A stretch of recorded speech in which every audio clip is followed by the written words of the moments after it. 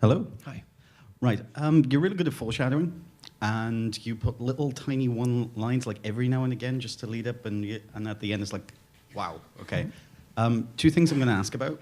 The first one is, what's the deal with Skids and Misfire? Right. Okay. Okay. So everyone, lower your expectations. Okay. Because this is like the risk of. It needs a proper term, a literary term. It's like basically it's foreshadowing gone awry. Okay, because for those that don't read Modern Meets the Eye, issue 13. It's the pub crawl episode, and Swerve and Misfire and Whirl and others are in the pub, and they're playing drinking games, aren't they? And they play the Nemesis game. So this is where you've got to describe who, because you've got to have a Nemesis. And they ask Skids who his Nemesis is, and bear in mind that he's an amnesiac and he's got gaps in his memory.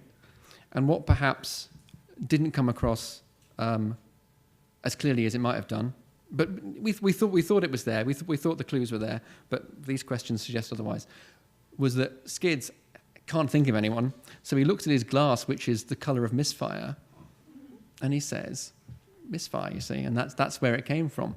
But I know there's like there's a rich fan-driven theory now, which is that there's some history between Misfire and Skids, and I feel I've killed it now. Well, it's more the fact that he's useless, and how could someone be that useless be someone's nemesis?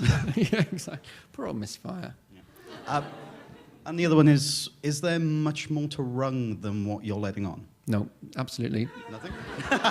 Straight. In fact, there's less to Rung than meets the eye.